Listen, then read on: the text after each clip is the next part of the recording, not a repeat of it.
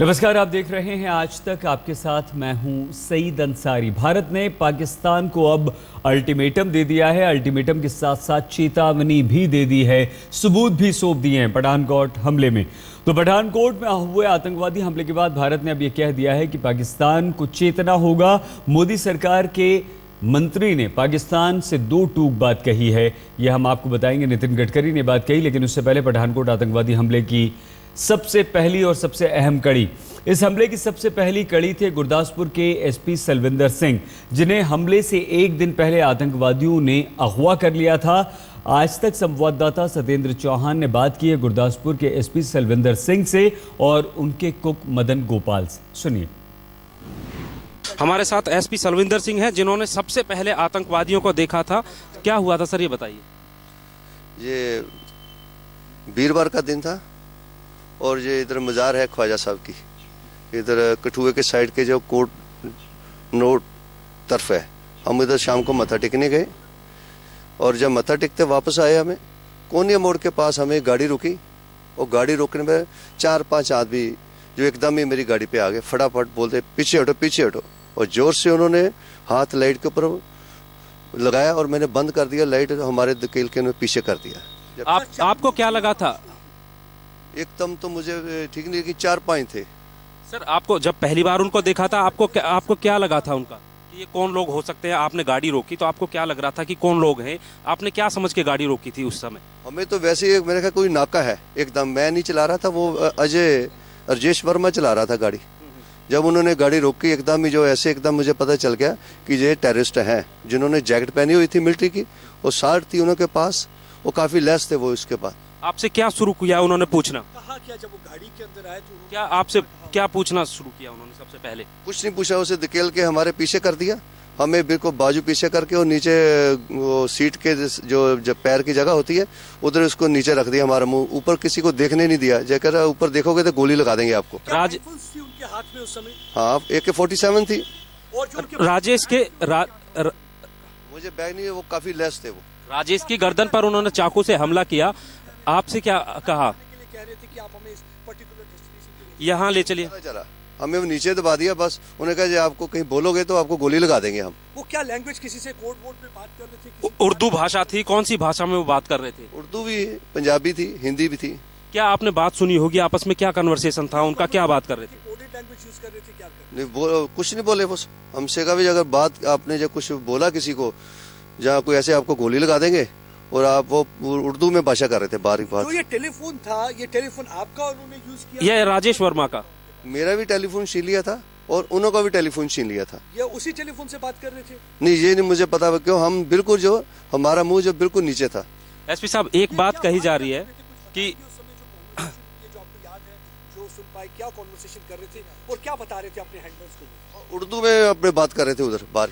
कुछ कहा है? हम जब बात कर रहे थे राजेश वर्मा जी से, वो कह रहे थे कि बार बार वो कुछ अल्फा और वो बात कुछ ऐसी यूज कर रहे थे कि वो अपने कमांडर से बात कर रहे थे। कुछ से बात कर रहे थे। मेजर किसके लिए वर्ड यूज? वो मेजर, वो जो आगे बैठा था, वो उसका हेड होगा ना, वो उसी से बात कर रहे थे। ये अच्छा। आपको किस जगह जाके उन्होंने फेंका है फिर उसके बाद? हमें तो पूरे पता नहीं चला। हमें जो आंखों से उन्होंने बंद कर दिया, हमारा मुंह बंद कर दिया और नीचे रख दिया, तो बाजू पीछे बांध कर।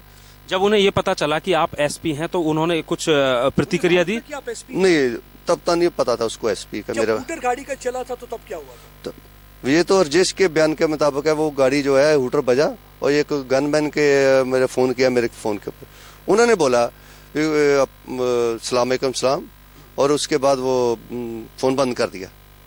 तो उसके फोन बंद करने पे उससे पूछा राजेश से, मेरे राजेश के मुताबिक उन्हें पूछा कौन है वो, उन्होंने बोला डीएसपी एसपी है जो भी है।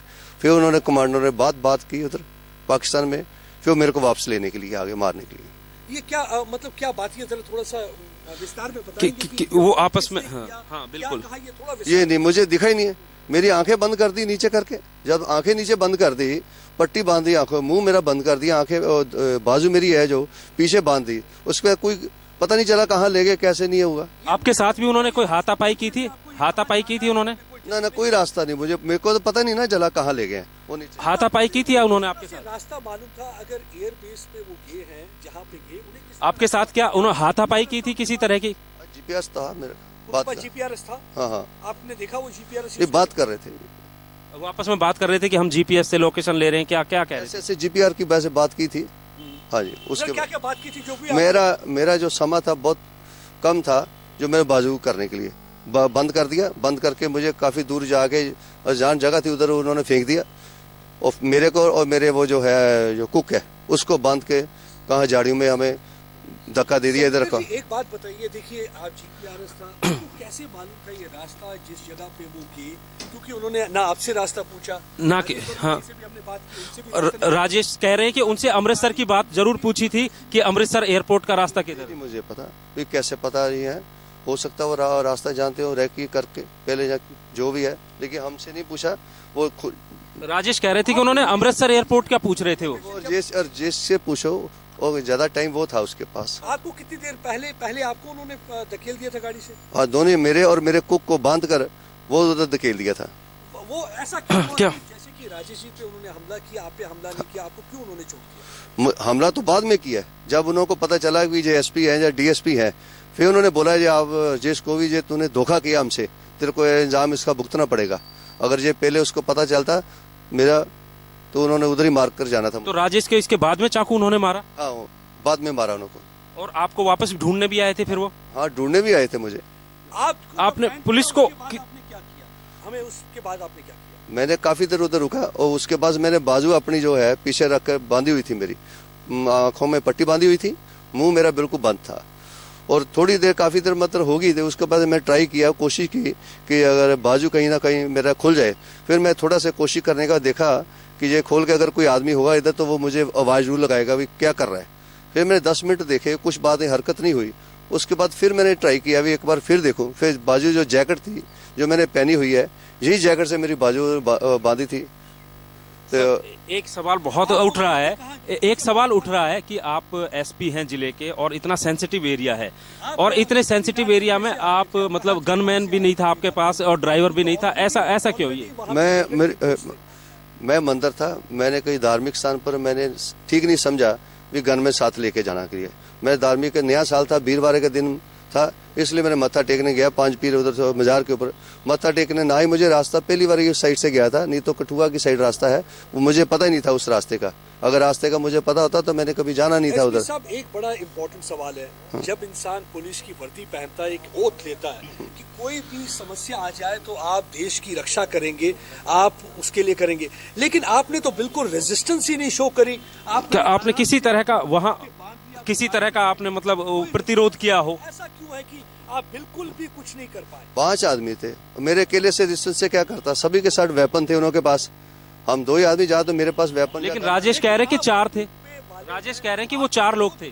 4 और 5 थे, करीब 4। आपने ओथ ली हुई है, आप कहते हैं कि कुछ भी। फिर आपने पुलिस को कितने बजे फोन किया? हम बिल्कुल हमने फ्रंट के ऊपर काम किया हुआ है, टेररिस्ट के टाइम पर भी, अब भी कर रहे हैं, तो ऐसी कोई बात नहीं है। लेकिन इस बार क्या हुआ कि पुलिस को आपने कितने बजे फोन किया था इस पूरी घटना की जानकारी? एकदम ही उसने हमारे नीचे उन्होंने रख दिया, एकदम ही हमारा वो बंद आपने कर। पुलिस को इस घटना की जानकारी कितने बजे दे दी थी और कैसे दी थी? मुझे उधर से आया तभी मैंने पुलिस को घटना की जानकारी दे दी।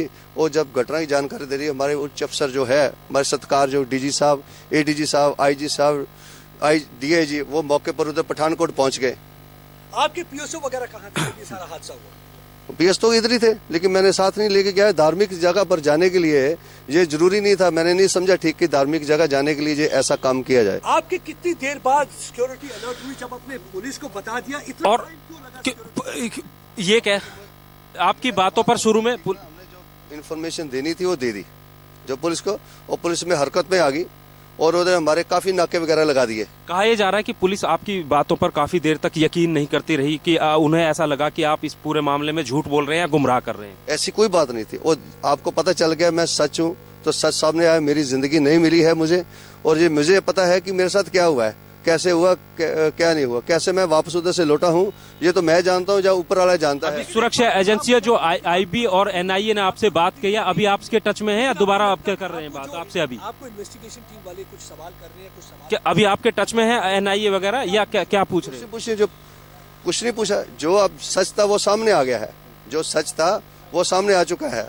ये टेररिस्ट थे, जो मैंने इन्फॉर्मेशन बताई थी बिल्कुल सच थी और 1000% सच थी, आपके सामने है, इसमें कोई दो राय नहीं हैगी।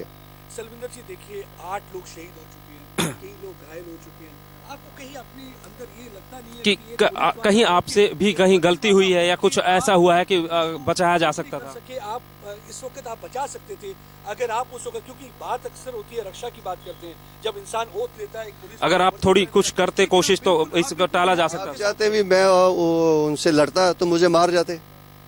मैं उनसे वो 5 आदमियों के जिनों के पास गन थी मेरे को मार देते, जो उससे मैं आगे कुछ अकेला मैं 2 आदमी क्या कर सकते थे, जिनों के पास सब भी साल्ट थी, पूरा बारूद था, और क्या मेरे अकेले दोनों से क्या हो सकता है। मेरे पास कोई वेपन नहीं था, अगर होता तो जहाँ आदमी गन मेरे साथ होता फिर हो सकता था मैं उन्होंने कोई लोहा लेता और मर जाता, शहीद हो जाता। एक कंफ्यूजन है कि 4 थे या 5 थे, ये क्लियर आप कर दीजिए। लेटर बाय द एडीजी साहब जिसमें सिर्फ ये बता दीजिए कि 4 थे या 5 थे।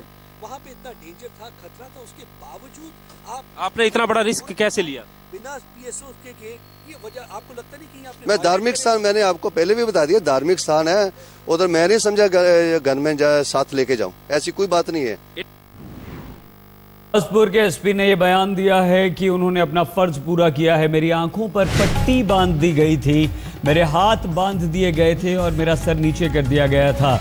मतलब ये कि मुझे कुछ देखने सुनने की इजाज़त नहीं दी गई थी, मेरी आंखों पर पट्टी बांधी गई थी, सर नीचे कर दिया गया था, मारपीट की गई थी और जो सच था वो सामने आ चुका है। मैंने इसकी तुरंत जानकारी सभी को दे दी थी। मैंने जो बताया बिल्कुल सच था, कहीं को छुपाया नहीं है। 5 वो आतंकवादी थे, हथियारों से लैस थे और मैं अकेला था। बड़ी खबर इस वक्त आ रही है, Delhi police commissioner BS Bassi ने एक बड़ा बयान दिया है। अपनी सालाना प्रेस कॉन्फ्रेंस में बस्सी ने कहा है कि अब से कुछ देर पहले अगर कानून में बलात्कार